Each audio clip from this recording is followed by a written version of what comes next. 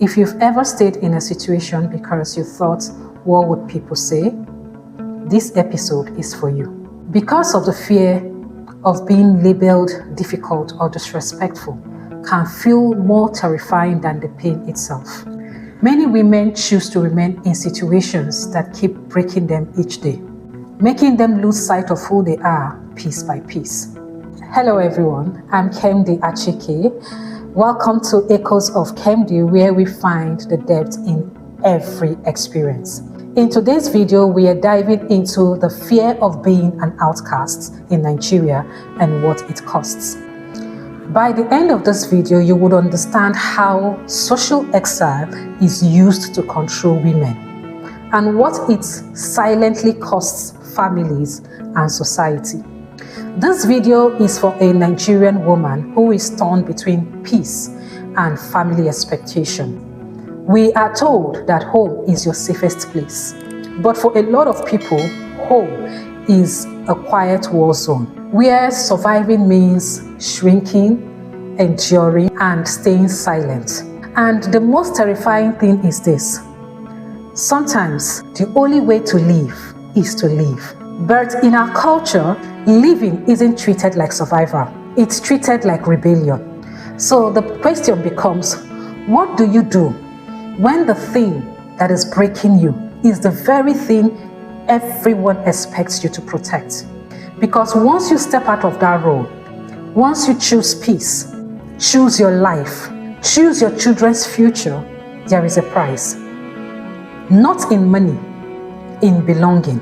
They call you difficult, disrespectful, a failure. They may not say it to your face, but they will punish you with distance, like exile. And that fear, the fear of being an outcast, is how many people stay trapped. In this episode, we are talking about the person who dares to break the cycle, the internal war before the decision, the social stigma after the decision, the hidden costs we don't talk about enough. When someone spends all their energy just surviving shame, the world loses what they could have built. Living isn't just a physical act, it's a psychological battle against identity, shame, the fear of failing culturally. Let's talk about the psychological weight. When a woman has given her everything, when a woman has given herself, her career, her identity, just to make her marriage work, just to keep her home together, and gets to a point where she's tired, gets to a point where she feels like she has nothing else to offer. It goes beyond the physical battle, the physical pressure, the physical stress that she's enduring. You know, we live in a society where women have been laden with the responsibility of building a home. When things aren't going the way is expected to go, when the marriage isn't working, when the husband isn't, reciprocating the level of effort that she has been, putting in over the years, and she's gotten to that point where she cannot handle it anymore. There's this war that goes on in her mind. She keeps asking herself, am I the one who failed? And the reason why that is that we live in a society where we've been told that the man is the head and the woman is the neck. And as the neck, you turn the head to whichever direction you will. But the truth is that when a man says, I am the head of the home, when a man says, I am the head of this family, a woman has less input. She has less power when it comes to, directing the affairs of the home. That, let's take, for example, you are, sailing on a ship. Two captains cannot steer a ship at the same time. It takes one captain to steer a ship. So in a home where you're telling the woman it is your responsibility to build a home, but then the person who is the head of the home, who is, the leader in a home, is acting out of place, is not steering the boat in the right direction. What do you expect? So women are laden with the responsibility, of leading the home, of building the home, of keeping the home together. And then when she gets to that point in her life where she feels like, no, this isn't working, this is not the life I, prayed for, this is not the life I wished for myself. And then she is thinking of what next to do. She starts asking herself, was I the one that failed? Was I not good enough? Did I not give my all? Did I not do the things I was supposed to do? Was I not beautiful enough? Was I not intelligent enough? Was I not contributing enough? These are all the questions that goes on in a woman's mind. That's why I chose to call it the psychological weight, because most times we do not understand the amount of pressure women go through when they are going through this phase in their marriage. Another aspect that a woman is dealing with, which is also a psychological weight, is the fear of becoming the shape of the family. In Nigeria here, when women walk out of their marriages, when women leave toxic relationships, when women choose themselves over enduring toxic relationship, shrinking themselves just to build a home, most times they get backlashes from the family. The family starts feeling embarrassed because it's going to be said that one of their daughters, could not keep her home. One of their daughters had to leave her marriage and come back home. In different parts of Nigeria, this is a very big issue. When a woman walks out on her marriage or walks out on a toxic relationship, she's being treated like she has brought shame to the family. This is also a psychological weight that most women carry in our society, right? When the relationship isn't working out anymore, when the space has become toxic for the woman and she decides that I don't think I can deal with this anymore, I don't think I can handle it, she's not only wondering if she was not good enough, she's also afraid of becoming someone who people are always going to point hand at, whenever they speak of negative things about her family. You see sometimes when a man wants to get married into a particular family, some people start saying, oh, the women from that family don't stay in marriages. It's not like most women in the family or in that family have been divorced. It's just that one or two persons have decided, I cannot take the toxicity anymore. I cannot keep enduring in a toxic relationship. I cannot keep taking the trash that is being dished out at me. I cannot keep living that life anymore. I want out of that situation. And then we as a people were very good at generalizing, right? So when one or two persons have left their marriages and returned home, whenever there are questions, whenever there are there are conversations, or whenever there are inquiries, you hear people say, oh, don't worry, the ladies from that family don't stay in marriages, right?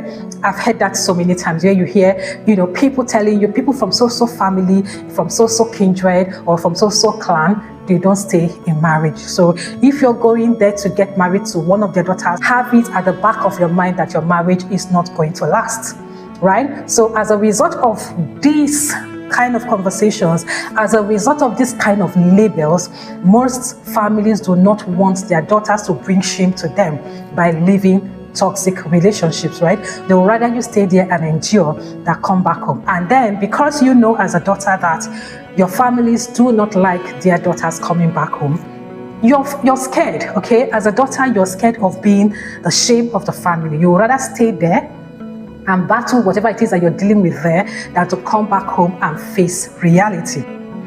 And one aspect that I would like to add to this psychological weight is the fact that I think in the Unspoken Script episode 9, I talked about culture being a survival guide to society, right?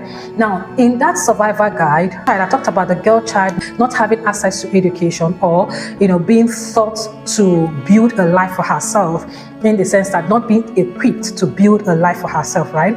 Now, at the point where you are, in that point in your life where you're like, I am tired of this relationship. I am tired of being in this situation and I need to get out. Apart from feeling like you were not good enough, or it was your fault that your marriage or your relationship did not work out, apart from, having the fear or dealing with the fear of being the shame of the family, something else again that a lot of women struggle with is not being prepared, for that time of their life, right? The survival guides that were handed to young girls in society did not prepare them for a time in their life when they will have to get out of a toxic relationship, when they will have to start their life all over again, when they will have to get out from that comfort zone that has held them back, that has made them shrink themselves to a point where they don't recognize themselves anymore, right? Now, what I'm talking about isn't just about women. It also happens to men. It also happens to, everyone in society. But for the purpose of this video, we are focusing on the woman. Like I said in the beginning, this video is for a Nigerian woman who is torn between choosing peace or family expectation. Aside from the psychological weight, let's talk about the fear that keeps people stuck. The first one is, what will people say? This is something that many of us ask ourselves. I have been in situations where I've had to ask myself a number of times, what will people say? Whenever I needed to take some very drastic action, whenever I need to make some life-changing decisions, whenever I need to make certain choices in my life, I have had to ask myself that question, what will people say? In society, it's something that people always talk about. Sometimes you want to do things, your family members, everybody's asking you, what will people say? In order to convince you, in order to keep you under control, in order to stop you from taking the step you're about to take or making the decision that you're about to make, this is a question that society asks us. This is a question that family members ask. And this is a question that we also ask ourselves. What would people say? We are so focused on meeting society's expectation that we do not want to go against anything that speaks against or goes contrary to society's expectation. So our focus most times, even in getting married, even in childbirth, even in education, choosing careers, getting out of toxic relationships, in our dress sense, in everything we do, that question is always at the core of every decision, making process, or at every point we are trying to make a decision concerning our lives. What would people say? This question keeps people stuck. This question, the fear of what people will say, keep a lot of people stuck in situations that they don't want to be in at all. Another fear that keep people stuck or keep women stuck is, where will I go? I have been in a situation where when I got tired of my situation, when I got tired of the way things are going, and I'm like, I think I'm done, I think I'm leaving, this question has always popped up. Where will you go? Right? I have had to ask myself that question, and other people have had to ask me the same question. Where will you go? One of the things that happens to us as women is when we get married, we start building a life around the person we are married to. We start building our life around the man we are married to, around our children, around our in-laws, that we forget about ourselves. We forget to build something for ourselves. And so when we realize that we're losing ourselves, we are losing our peace, we are losing our identity, and we'll decide, I want to get out of this. This is not where I want to be anymore. Then you now realize that you haven't built anything for yourself. You have no resources when it comes to finances. You have no solid relationship with other people that you can run to. You have nothing of your own. You have no career. You have nothing. You have not built anything for yourself. And so that question starts arising. Where will I go? Where will I go? When you talk to people, when you talk to friends, when you talk to people about what you're going through, they see your pain. They see what you're actually dealing with. They see how terrible the situation is. But then they still ask you the question, where will you go? Another fear that keeps people stuck in toxic relationship is, will my children be punished socially? Last year, 2025, when I was at that point in my life where I was like, I am done. And, different people were talking to me, different people, somehow, by some means, got invited into my situation. Now, I'm a very outgoing person, someone who likes to meet people, who likes to interact with people and all that. But to an extent, I'm a very private person, right? When it comes to personal issues, when it comes to my personal issues, I like keeping things private. The reason why I like keeping things private is I don't like external factors, influencing my decision. And as a result of that, I like to keep my things, whatever it is I'm going through, to myself. Take my time, think about it, weigh all the possible outcomes before I make my decision, right? But at this point, things had skyrocketed to the point where, or things had escalated to the point where people who were not supposed to be invited into the conversation got invited into the conversation. And during the course of, people talking to me, one of the things that I heard a lot was people telling me, I'm a product of divorce. I'm a product of divorce. And this is something that many women are so scared of, in the sense that women wonder, how is my decision, how is me deciding to walk out of this toxic relationship going to affect my children? So many women who find themselves in a relationship, in a toxic situations, get stuck in that situation because they are afraid, right, of how their children are going to be treated socially. So you hear things like, I am in this place because of my children. As soon as my children are old enough, to take care of themselves, as soon as my children have left home or, have left my nest, I will, leave too, right? I will leave too, right? And a lot of women don't make it to that point.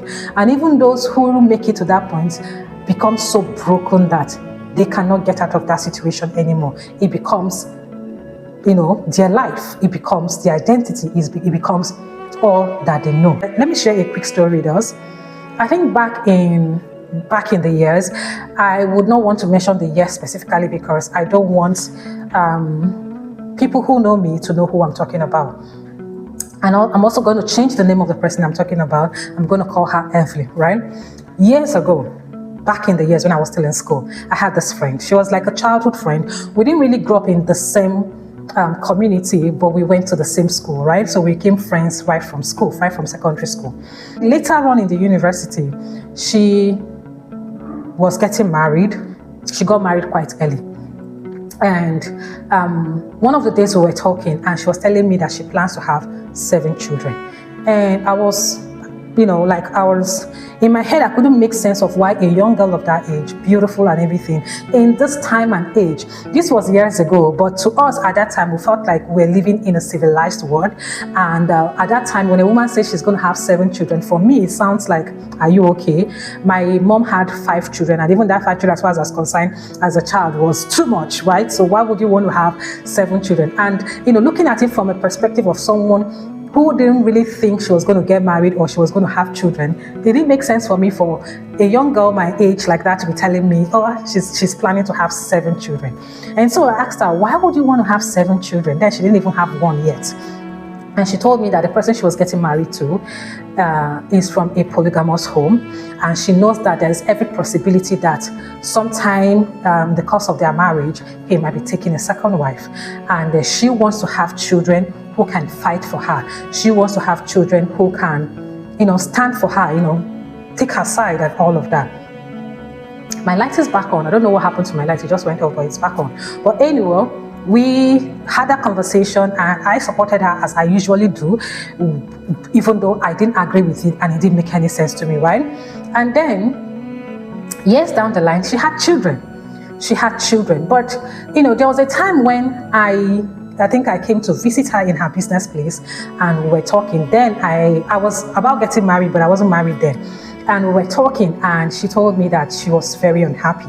Like she was very unhappy with her situation. She was very unhappy in her marriage. She was so unhappy. The only thing that made her happy was the number of children she had then, which I would not want to mention, for privacy reasons, right? So she was so unhappy, but she was just happy for the children that she was able to have at the time. And she was even pregnant at that time. And, we talked a lot about the situation and everything. And she was telling me that if she knew, she wouldn't have gotten married when she did. There were just a lot of things that she was, battling with at that point. And she couldn't get out of that situation because she lost her dad when she was quite young. And so her mom was the person who raised them. And she leaving at that point was going to bring shame because being a widow, her mom being a widow who was able to raise the children the way she did. She was a talk of the neighborhood. She was a talk of the community. People pointed fingers at her and everything. And when these mothers swear that their children are going to become something and they will do everything possible to make sure that they give their children the life that they can, right? And she had brothers who were proud and happy because she was the only girl in the family. They were proud and happy that their sister got married, right? She's married, she has children, she went to school and all of that. So she was like the pride of the family. And then she waking up and deciding, I want to leave this space. I want to leave this toxic relationship because this is not the life I had envisioned for myself, right? She couldn't do that because she was so scared. She was so scared of what her mom would say. She was so scared of what the society would say. She was so scared of how her brothers would treat her. She was so scared about so many things that at some point she lost her life, right?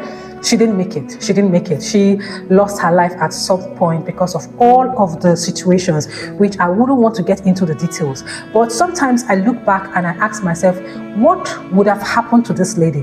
Where would she have been by now if she had taken the bold step to walk out of that situation? Now, I'm not saying that she wasn't brave enough. She knew what she was going through. She knew the difficulties. She knew the life she was living. And she had sat down so many times to weigh her options, look at her situation and decide what was best for her.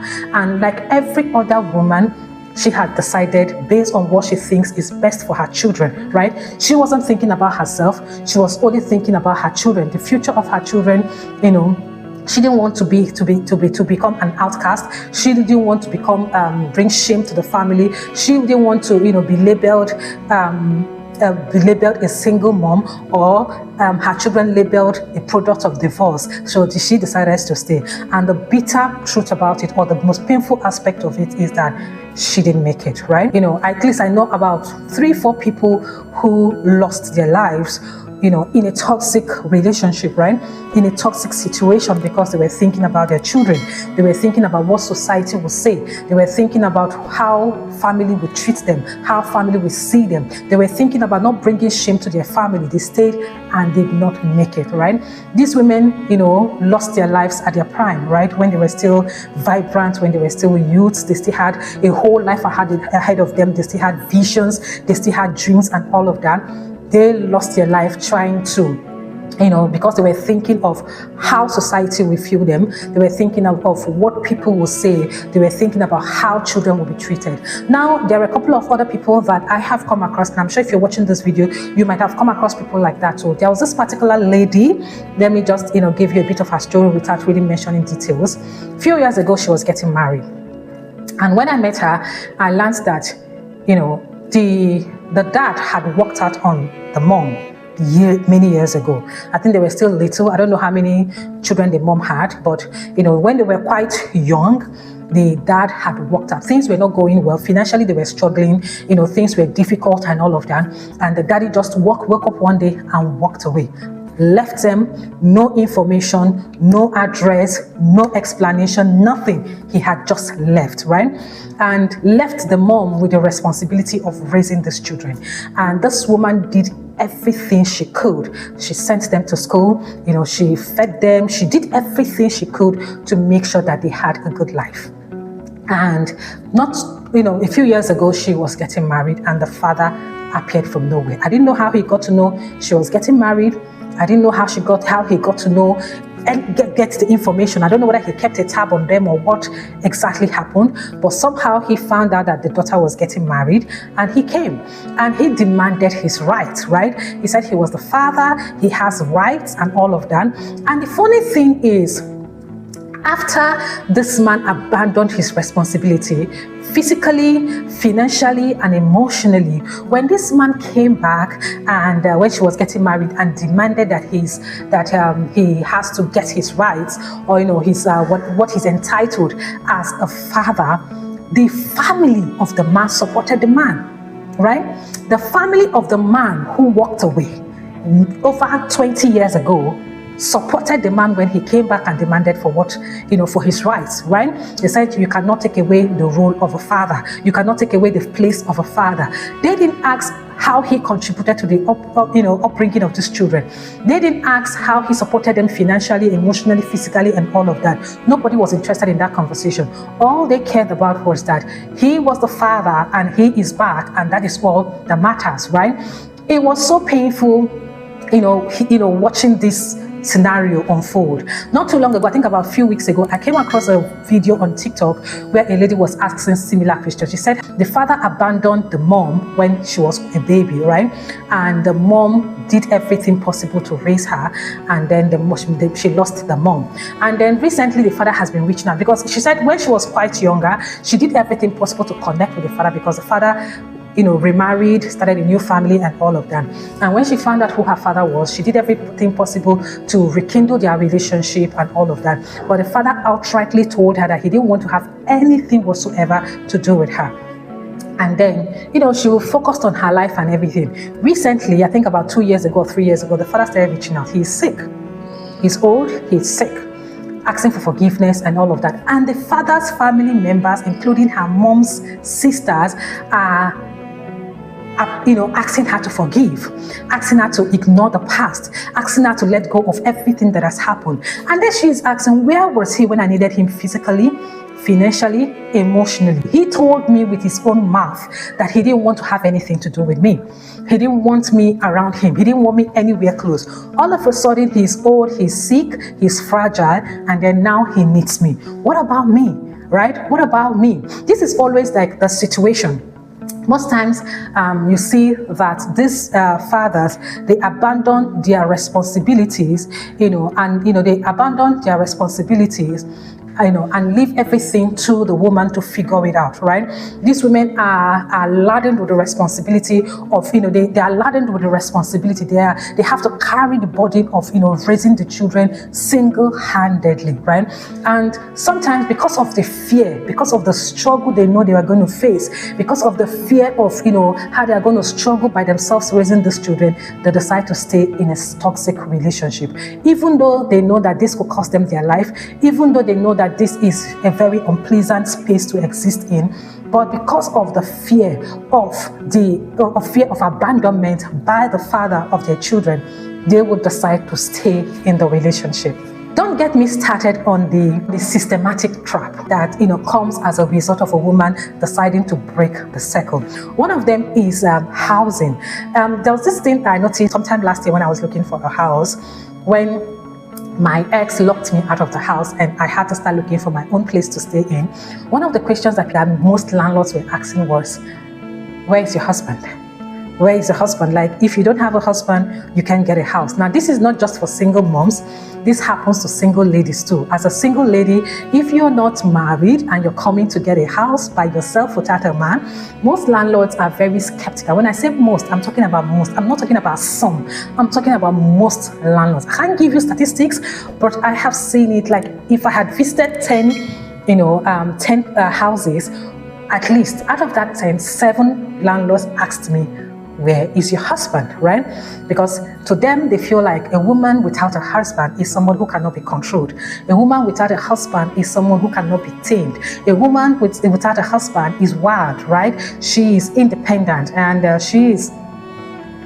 you cannot control her. So these men want to give their houses to a woman who has a man that she submits to, who has a man that she's under, not caring if the man is responsible enough or not, not caring if the woman can pay her bills or can take care of herself and things like that. All they want to know is, do you have a husband? It's very important. Also, you see that happening when a woman is looking for a job. As a single mom or a divorced woman, you're looking for a job. A lot of times it's difficult for you to gain employment because a lot of times these men are wondering, is she employable? Is she submissive? This one that she's not able to stay under a man. Can she take instruction? Can she obey command? Is she disciplined? There are a lot of questions that come, with you being in a space where people are finding out that she's not with a man, right? She walked out of her marriage or she walked out of a toxic relationship. People are not interested in your survival. They are more interested in how much you are able to endure. Let's not even get started with support networks. A lot of women who have left toxic relationships don't really get support, from friends, from families, like I said earlier, from their community, right? Because they feel like you have done the abominable. You have, somehow destruct the system, right? You were supposed to endure. You were supposed to, shrink yourself. You were supposed to take whatever it is that is dished out at you, right? This is how it's always been. You hear men say that women of these days are not like our mothers, right? Our mothers took a lot of shit from their husbands. Our mothers shrink themselves, to a point of non-existence, right? Our mothers had no identity of any sort. Our mothers had nothing in their name. They didn't even have a name. You see situations where women, even when they worked hard, made money to buy a property, the property goes under the name of the man, because as a woman, you're not authorized to own anything, right? So in this kind of situation now, you are in a community or in a system where You do not get support because you chose to break the circle. I saw a video on TikTok where a pastor was actually preaching in church. A female pastor, for that matter, was actually preaching in church, and she was telling the members of the church, the women in church, said, do not associate with a woman who walked out of her marriage. Do not associate with a single mom. Why?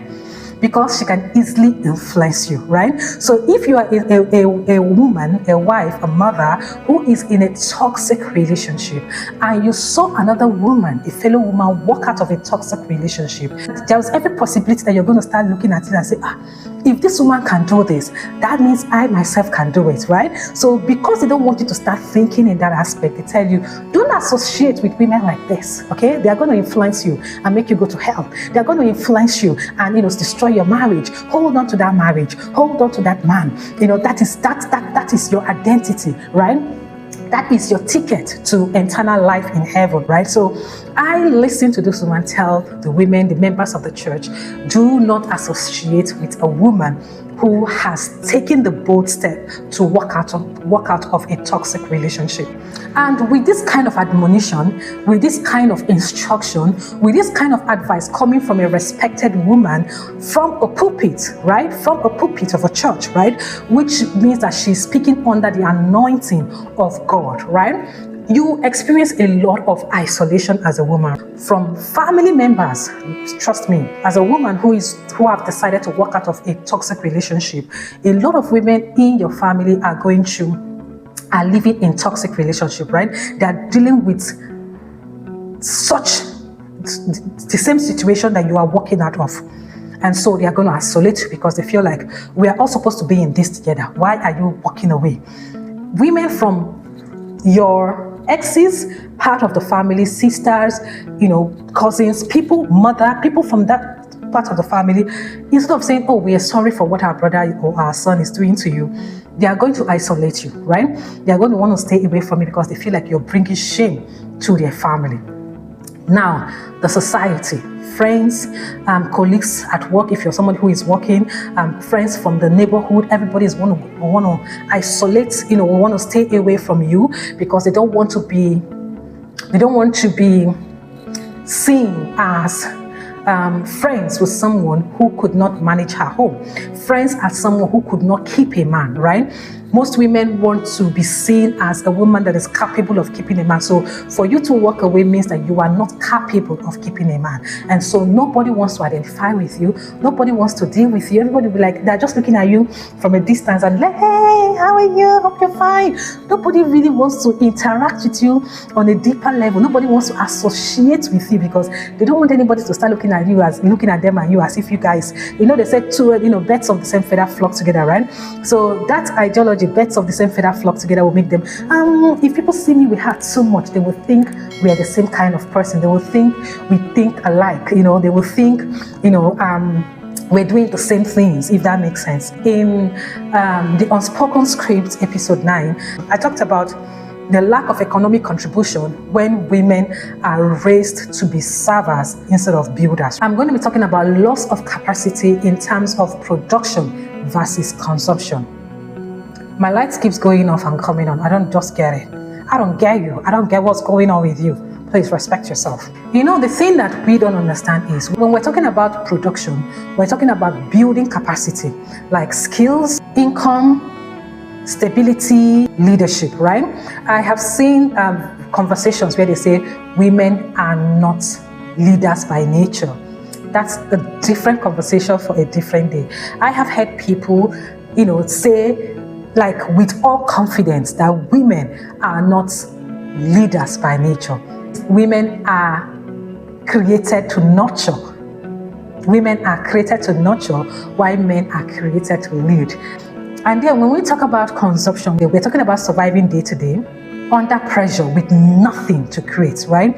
This is why you see that a lot of times when a woman gets married, even if she's working, even if she had access to money, a lot of times when a woman gets married, the husband's family will do everything in their power to strip the woman of her source of income, right? I really, give it up for the women who are able to hold on to their jobs, right? who were able to hold on to their jobs, their businesses, their careers, and all of that. There was a time this conversation was going around that working class women or working class wives are not good wives, right? They do not make good wives, they do not make good mothers. And the reason was because of the mindset behind being a trad wife, right? And as much as being a trad wife made sense years ago, the aspect that a lot of times people don't understand is these women are left with nothing to create, right? Most trad wives do not have a source of income, right? So they have to survive day to day, whatever it is that is offered to them. I was watching with a court presentation in Nigeria here where the woman was talking about, I think a few years ago, I think 2018 or so, the husband was giving her 300 naira daily to feed. And this 300 naira, there was no food in the house.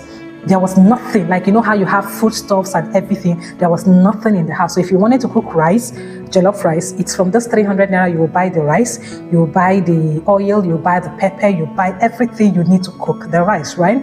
And this woman was so frustrated, but then she was pregnant, and because she was pregnant, and sometimes we know how pregnancy is, she couldn't really go out to hustle to do anything. She just had to manage with what she had. So she was trying to survive day by day with whatever it is that was given to her, right? There are women who will tell you that the men leave the house without dropping anything at all for them, nor for the children. They have to figure out a way to survive. And these are women who have been stripped of their source of income the moment they got married. And when they are doing that, they will promise you that they will provide for you. They will make sure you're comfortable. They will do everything possible to make your life, comfortable and, peaceful and stress-free, until they have successfully stripped you of everything, and then they put you in a situation where survival becomes a day-to-day effort, right? A day-to-day race. So at this point in your life, you're not even thinking of creating. You're not thinking about production. You're not thinking about contributing. You're thinking about surviving every new day, right? Every day you see the sunrise, you're thinking about how you're going to survive, how you're going to put food in your stomach, how you're going to feed your children, how you're going to make sure that, okay, the children are able to survive when it comes to their health, when it comes to feeding, when it comes to school, until the next day. I remember having a house help who told me that back in the village, whenever they wake up, because there is no food and the mom has no source of income, she has to go to the farm to find a way to find something. Like, they do this thing, what they call it, they go, is it scavengers they call them? She has to go scavenge, go to the farm. When people have finished harvesting their cassava or something, she will see what she can pick, bring it home for them to be able to feed. And then the kids, they have to go into the bush to pick palm kernels, right? When people harvest kernels, these are palm kernel bunch, I don't know what it's called. The ones that drop on the floor, they pick them, come break them, put them in water and use them to drink gari, to sustain themselves while their mother, goes scavenging and, comes back home with whatever she's able to gather, right? So survival becomes 100%, full-time job for these women, right? With that full-time job, potential becomes delayed or destroyed. Now, one of the things that we don't ask ourselves is, when a woman is in a toxic relationship and she decides to leave, and then she's being stigmatized by society, what do we think happens to the children? The children she's living for, the children she's trying to fend for, the children she's trying to save, right? The children she's trying to raise all by herself. What happens to those children? Because one of the things that we don't understand is when we call a woman a single mother, we don't know how that translates to the child mentally, emotionally, and physically, right? When we see a child, we say, oh, he's the son or he's the daughter of that woman who could not stay in her marriage. Like I mentioned earlier, where a lot of people were telling me, oh, I'm a product of divorce, and they carry the label with boldness, they carry the label with pride. But what I ask is that your mother left to survive. Your mother left because she wanted peace and was at that point in her life, she wanted to live, right? She wanted to be alive to, enjoy her life. She wanted to be alive to pursue her dreams. She wanted to be alive to raise her kids. And you will know that in most cases, when a woman is leaving, most times the man and his family holds on to the children as a way of punishing them. So if your family, if your father and his family decides to hold on to the kids in order to punish your mother, how is it her fault? She left because she needed to stay alive, right?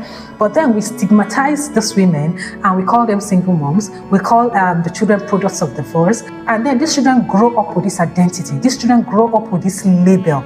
And it kind of influences their decision making. It kind of influences how they see the world. It kind of influences how they interact with the world. And not just that, even in school, other children bully their fellow children because of the things that they hear the adults say, right? So when they hear their mom and their dad, criticizing someone else because of the decision they made in order to stay alive, these children bring it to school and use it to criticize or use it to bully the other children in school. Does that make sense? And this brings me to the circle of poverty and fear of being an outcast. The thing is, most times, because the survival guides did not prepare the women for this point in their life, a lot of times when women leave toxic relationship, they fall back to poverty, right? Because when they leave, they are struggling to survive. Survival becomes 100% full-time job. They really do not have time to, become productive, learning new skills, gaining income and pursuing financial stability and all of that. It's the last thing on their mind. Everything they are doing, they're trying to survive. Each day of their life, every day of their life, they're trying to survive. That's where their number one focus is. That is where their attention is, trying to survive, right? So in this situation, because that fear of falling into poverty, that fear of becoming an outcast is one of the things that holds a lot of women back and keeps them in toxic, relationships. Because society in general treats a woman who left a toxic marriage as if she failed, right? As if she's a failure as a wife and as a mother. A virtuous woman, a virtuous woman. The Proverb 31 woman is supposed to endure. Is supposed to shrink herself. Is supposed to be submissive. Is supposed to pray. To be prayerful. Is supposed to build her home. So when a woman says, look, I've had it up to here. I'm emotionally, mentally, physically tired, and I think it's time for me to get out of this. The society treats her like she's a failure. She has failed as a mother. She has failed as a wife. So, and to any Nigerian woman out there who is watching this video and you find yourself in this sort of situation, there are a few things I would like to tell you. You need to learn to set boundaries in your relationship, right? As a young woman, as a married woman, it doesn't matter what age you are, you need to learn to set boundaries for yourself. Boundaries with your spouse, boundaries within your environment, within your community, boundaries with your families, right? You need to set boundaries, and that boundaries helps to protect you when it comes to your career, when it comes to your job, when it comes to your business, when it comes to your finances. If you're able to set boundaries, it will protect you. So one of the things I would advise you is learn to set boundaries for yourself. Seek support from trusted allies. As much as society is against a woman breaking the circle, is against a woman walking out because they feel like you're bringing shame to your family and you're raising children who are going to be seen as product of divorce in society, there are still people who can support you, right? There are still women who have gone through what you're going through and they can offer you the support, the comfort, the advice that you need. Seek those people out. There are very few within your society, within your community, but seek them out. Find them. Surround yourself with trusted allies, people who are there to hold you up when you're breaking down, okay? And also, another thing which is not common in this part of the world, and me personally, I have not tried it, is therapy. People talk about therapy a lot. People swear by therapy. I have never tried it. I don't even know if I'm thinking of trying it anytime soon, because I know that someone like me, I also need therapy. But if you can't afford it, or if you can't get one, please do. Another thing again is, like I said, seeking out trusted allies. Build a safe community for yourself, or insert yourself into a community where you feel safe. It is very important. Another thing that I tried to do, from the beginning, and I wasn't able to do it because I was all over the place. My emotions were all over the place, and I was dealing with so much. But if you're someone who can, I would advise you to document your experience, right? Document your story, document your experience. It's going to help your daughter. It's going to help the younger generation. It's going to help, people around you see what you've been able to survive. But most of all, it's going to help you see the progress you're making as an individual, right? And don't confuse endurance for purpose. One of the most annoying statements or thing I heard someone say years ago when what's this lady's name again? This lady that sang. I'll find her name and put it on the screen. The man said that this could be her purpose, right? This could be her purpose, that her purpose could have been to have lost her life in the hands of of a violent spouse, right? Osinachi, right? That was Osinachi. The pastor. I remember a pastor preaching one time. I think I watched it on TikTok or social media, and he was saying that this would have been her purpose, right? And this was her ministry, her way of bringing people. Or bringing people to the kingdom of God, or bringing people to God. This was her ministry. She was supposed to have gone through all of this pain and all of this abuse and all of this, experience all of this violence, and she would lose her life in the process in order to fulfill her purpose, if that makes sense. I can't remember exactly how he made that statement, but if you're someone who knew about the story of Osinachi when all of those things happened, I'm sure you must have come across the pastors preaching like that, and this is something that I see a lot of women do. A lot of women are suffering, a lot of women are enduring, toxic relationship, and that is because society has told you that, you have to learn to endure, right? People have, have learned to see endurance as purpose, like there is a reward at the end of whatever it is that you're enduring. But that's not true. Okay, so learn to differentiate between enduring the toxic situation and purpose.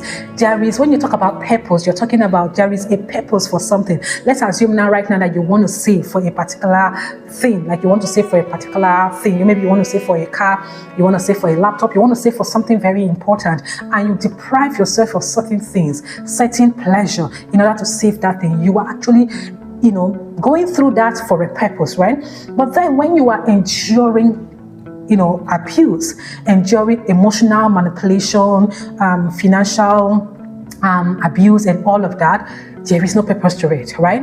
It has no purpose. There is no end game, if that makes sense. So learn to differentiate between endurance and purpose. Okay, we've seen the silence of the elders and the struggle of the survivor, but how do we actually break these chains? In the next episode, we are looking at the productive rebellion, how we reclaim our potential and build a Nigeria that prizes truth over tradition. I want to say a big thank you for watching. I would love to see your comments in the comment section. Share your thoughts with me. If you've had some of these experiences I've mentioned here and you want to share your story with us, please, this is a safe space. You can tell us your story. Let us learn from you, okay?